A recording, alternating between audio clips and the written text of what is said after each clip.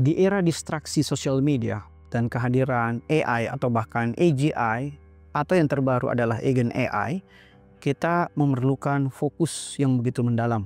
Apalagi jika kita kaitkan dengan dunia kerja kita, maka fokus menjadi begitu penting. Nah, mari kita bahas buku dari Cal Newport yang berjudul Deep Work, berbicara tentang bagaimana kita hanyut dalam fokus ketika kita bekerja, bukannya terdistraksi oleh baik itu gangguan sosial media, AI, lingkungan sekitar, ataupun curhatan dari orang-orang yang berada di sekitar kita. Nah, kenapa? Karena fokus itu merupakan keterampilan yang sangat berharga, sehingga fokus tanpa gangguan akan menyebabkan ruang kognitif di kepala kita ini menjadi lebih tertata dengan baik. Nah, fokus juga memiliki titik urgensi bahwa dengan kita fokus, kita akan mengarah pada peningkatan keterampilan yang tentunya lebih cepat karena kita senantiasa fokus. Fokus menjadi sebuah keahlian baru dalam diri kita, sehingga ketika kita membuat suatu pekerjaan, kita akan mengerjakannya dengan lebih cepat. Dan fokus akan membuat kita menjadi lebih unggul karena dengan fokus kita akan meninggalkan pekerjaan yang sifatnya dangkal untuk fokus kepada pekerjaan yang mendalam atau deep work.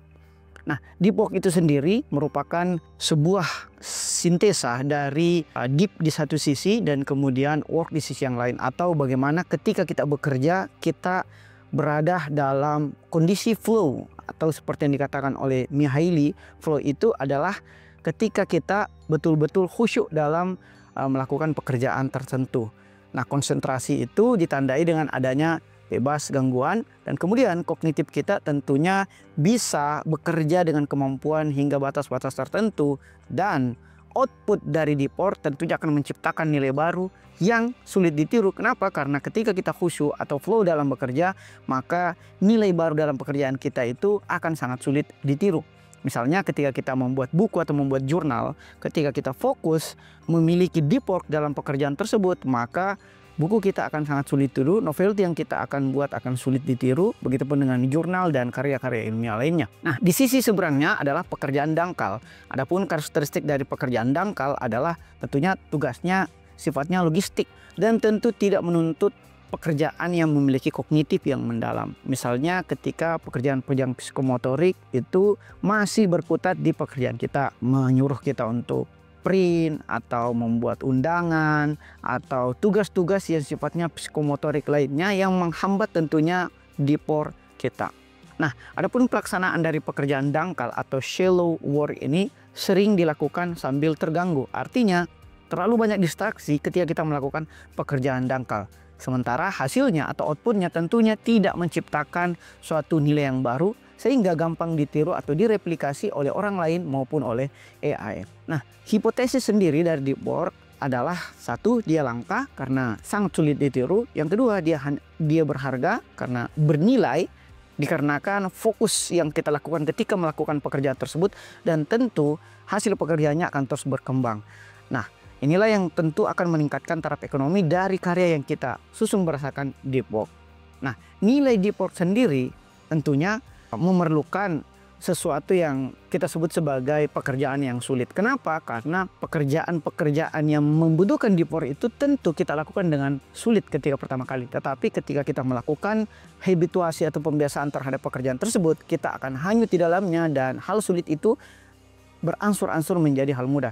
Misalnya saya berikan contoh, ketika kita menulis buku dengan sangat sulit, kita membutuhkan deep work, sehingga outputnya adalah dapat dibaca dengan mudah, dengan nyaman, dengan renyah oleh pembaca. Sebaliknya, ketika kita menulis dengan cara yang remeh-temeh, kopas sana sini, menggunakan AI sepenuhnya dan seterusnya, berharap dengan pekerjaan menulis itu adalah pekerjaan mudah dan dangkal, pasti outputnya adalah hasil karya buku yang sulit dibaca oleh pembaca. Kenapa? Karena tidak ada koherensi, tidak ada korespondensi, dan tidak ada nilai novelty yang dapat menginspirasi pembaca ketika membaca buku yang dibuat dengan tulisan yang mudah.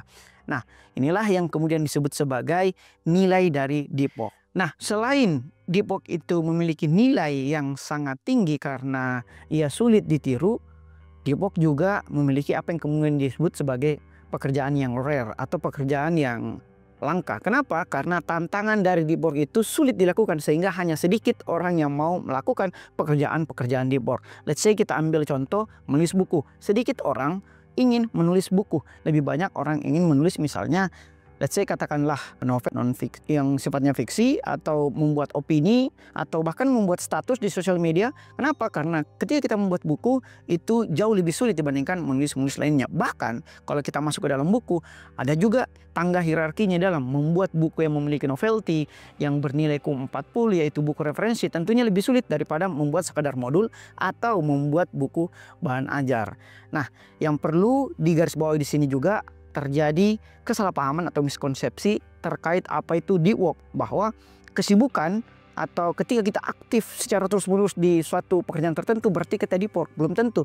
Kenapa? Karena deep work bukanlah semata-mata berbicara tentang aktif tidaknya atau sibuk tidaknya, tetapi berbicara tentang produktivitas atau output yang keluar dari hasil deep work itu sendiri. Nah, yang juga merupakan miskonsepsi adalah ketika kita menggunakan internet atau AI, maka kita lebih mudah mengerjakan sesuatu dan lebih bisa menghasilkan pekerjaan yang deep work. Padahal dengan adanya distraksi internet dan AI, justru perilaku online kita itu membawa serta pekerjaan-pekerjaan dangkal lainnya.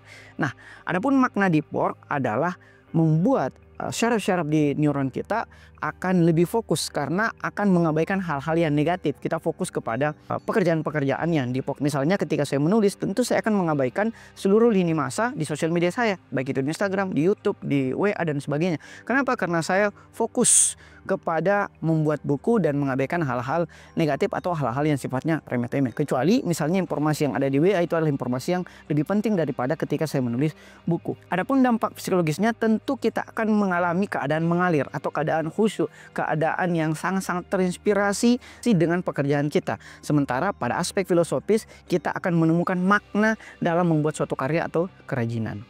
Nah, sebagai penutup terakhir izinkan saya mengemasnya ke dalam 4 aturan deep work. Yang pertama adalah tentunya sifat yang filosofis dari deep work adalah memilih kedalaman kita.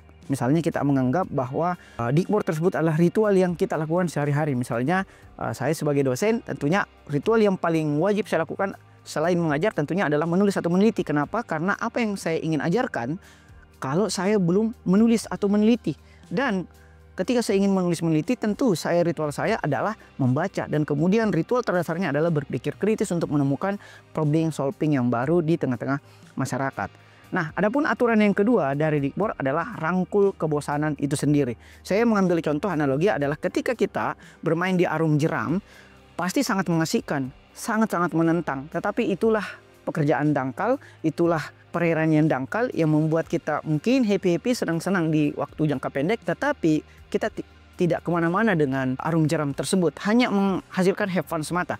Berbeda misalnya ketika kita melaut di perairan yang dalam, maka kita akan mengarungi samudera dan melewati bukan hanya pulau tetapi benua. Jadi kita harus berdamai dengan kebosanan ketika kita sedang melaut. Misalnya si pelaut tentu akan selalu bosan di tengah-tengah lautan, tetapi dari kebosanan itu dia akan pergi ke antar benua, bukan hanya di antar sungai seperti ketika kita bermain arum jeram.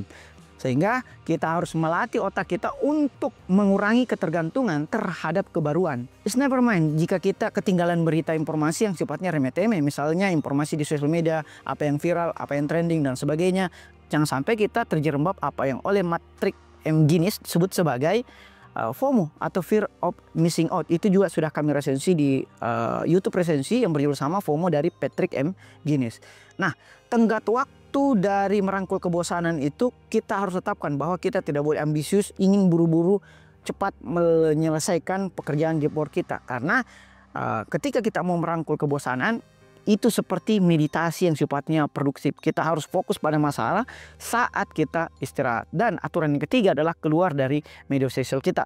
Misalnya kita harus evaluasi, terapkan hukum vital few. Apa itu vital few? Vital itu adalah hidup dan few itu adalah sedikit. Jadi kita harus hidup di era digital hanya sedikit, yaitu pada hal-hal yang penting. Silakan misalnya nonton atau baca buku esensialisme yang juga sudah kita resensi di YouTube. Kita bisa keluar sosial media kita, menerapkan puasa digital. Itulah yang kemudian disebut sebagai digital minimalism. Alternatifnya kita juga bisa rencanakan rekreasi yang memuaskan. Kita ke alam, misalnya kalau di Makassar Mungkin kita bisa ke Malino, mungkin ke Toraja, sehingga kita betul-betul jauh dari distraksi dunia digital. Adapun aturan yang terakhir adalah kuras sesuatu yang dangkal. Jadwalkan setiap menit, setiap hari untuk menguras hal-hal yang pekerjaan-pekerjaan yang dangkal. Kita harus batasi waktu kita, selesaikan pekerjaan penting dahulu, baru melakukan pekerjaan-pekerjaan yang sifatnya hiburan. Sebagai penutup atau kesimpulan dari diskusi ini adalah kunci sukses dalam melakukan Digbor adalah kita harus melakukan peningkatan produktivitas secara signifikan, bukan aktif atau sibuk belaka. Nah, itulah yang menjadi inti dari buku Deep Work dari Cal Newport. Terima kasih. Wassalamualaikum warahmatullahi wabarakatuh.